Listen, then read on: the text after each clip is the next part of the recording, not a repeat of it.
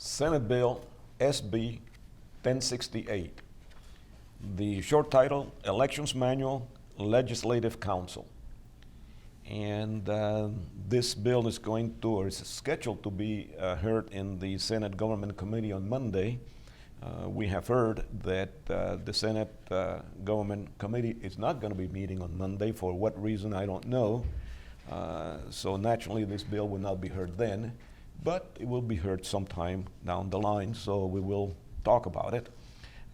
It was introduced by Senator Eugente Rita, and I don't know exactly why why it makes a difference, but the thrust of this bill is that the elections manual has to be approved by Legislative Council, among others. Mm-hmm. And maybe there is a good reason for that. Legislative Council, it's well, you're familiar with Legislative Council. A little bit, yeah.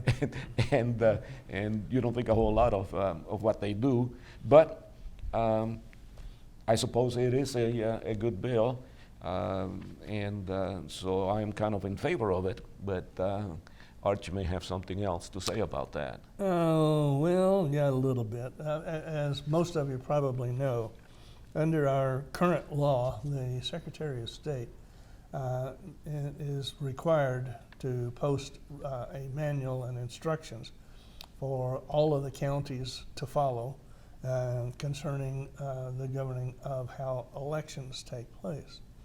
And in the past, those instruction manuals had to be submitted, I believe it was by October 1st, to the governor and to the Attorney General, who then had the obligation to go over those instructions, and I don't know what it is they were supposed to do, I assume, to make sure they didn't violate any codes. So this bill, basically what it does is it changes and says that instead of going to the governor and to the Attorney General, that it's going to go to the Legislative Council and to the Governor's Regulatory Review Council. Now, the Governor's Regulatory Review Council is established in Title 41-1052. And if you go to those code sections, go to that title and start going to the code sections, I'm not exactly sure what that council has to do with elections. It basically it drafts up rules and regulations concerning economic impact on small businesses and the economy in general. But at any event, for some reason or other, this is being passed along to them.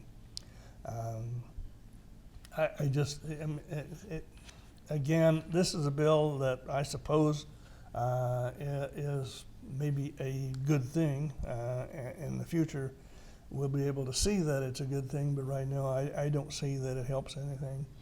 I mean, if you read as many of these bills as I do, you begin to wonder why Legislative Council does not review some of these bills and figure out that, look, we've got conflicting provisions within each one of these bills, and maybe we should notify the person who's sponsoring the bill that there are conflicts, internal conflicts within the bills, but they don't seem to want to do that. Well, I have an answer for that. Good. I always have an answer. Oh, good. Yeah. Well, and the answer is, folks, I don't know how many of you people know that we are, 3 weeks into the legislative session, kinda? Mm-hmm. We already have 1,300 bills introduced. 1,300 bills. Mm-hmm. I mean, so if I'm a member of Legislative Council, I don't know if I would have had time to read 1,300 bills in the 3 weeks that we've been in session. Mm-hmm.